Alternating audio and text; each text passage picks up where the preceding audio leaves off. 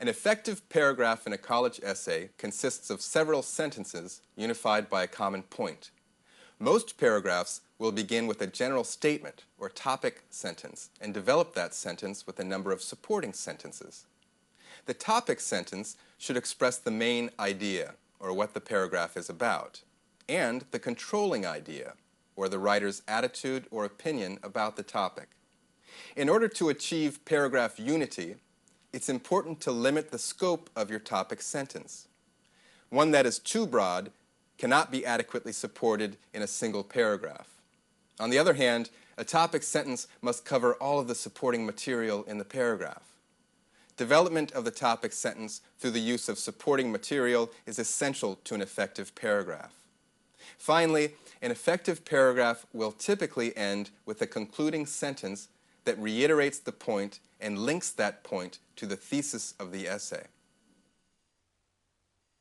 The paragraph is a structure typically composed of three parts: the topic sentence, the supporting sentences, and the concluding sentence or topic summary. The topic sentence and concluding sentence take up less space than the supporting sentences. Keep in mind that a single paragraph cannot cover as much ground as an entire essay. Some topics are so broad that they require several paragraphs for adequate development. On the other hand, the topic sentence of a single paragraph should be limited to what can be developed in a few sentences. One way to achieve this unity is to narrow the scope of your topic.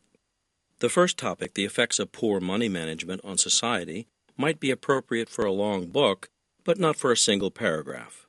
To make this topic appropriate for a single paragraph, we need to find more specific words to replace the overly general ones. The effects of overspending on young professionals is a more appropriate topic for a single paragraph.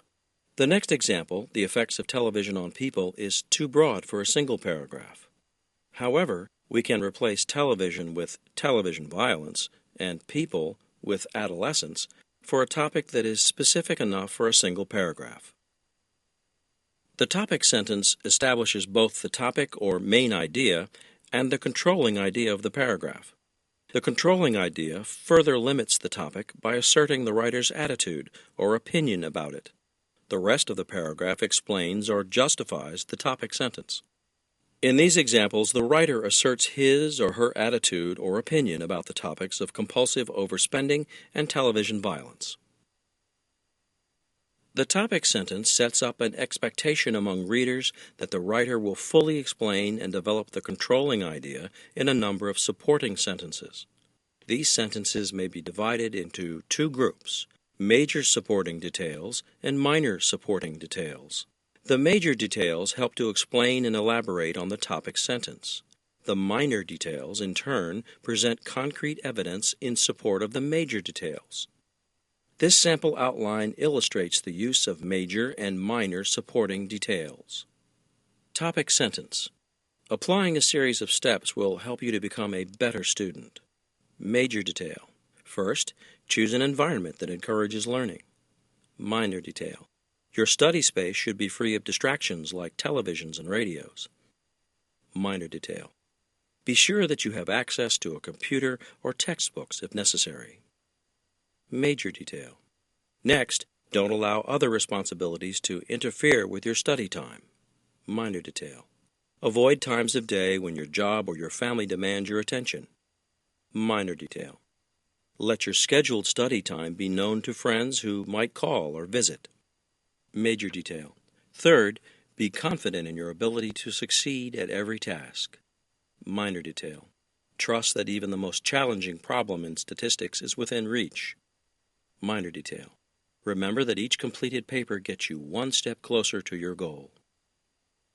Concluding sentence.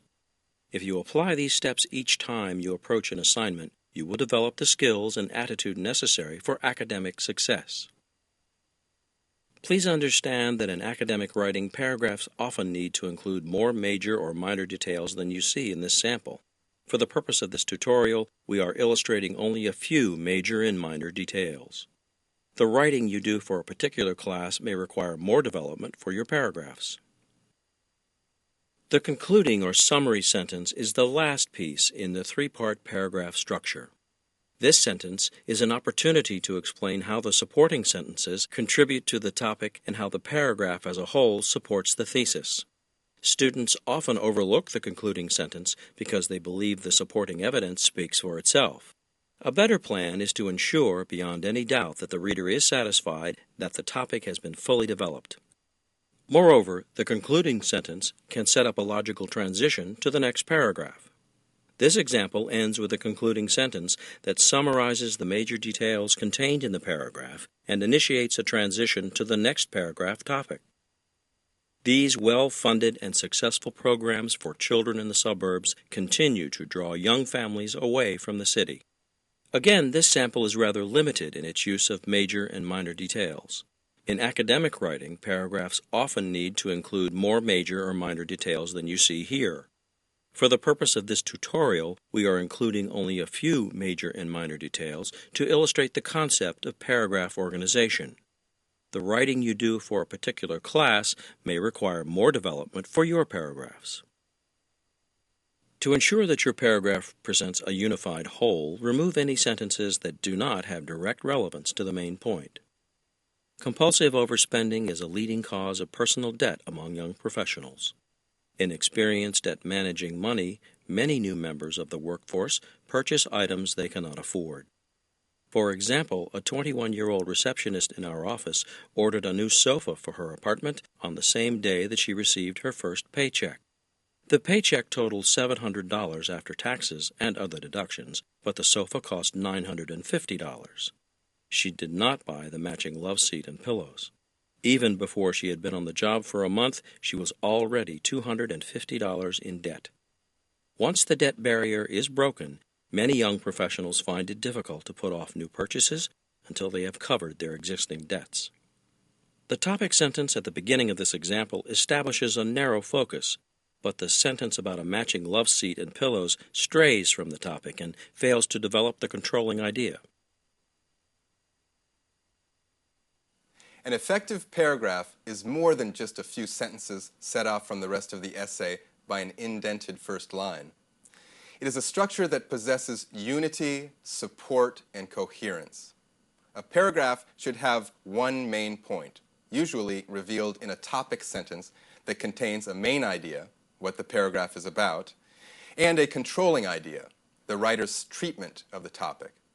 The effective development of the main point should include relevant evidence that supports the point and transitional expressions that signal how the individual sentences work together.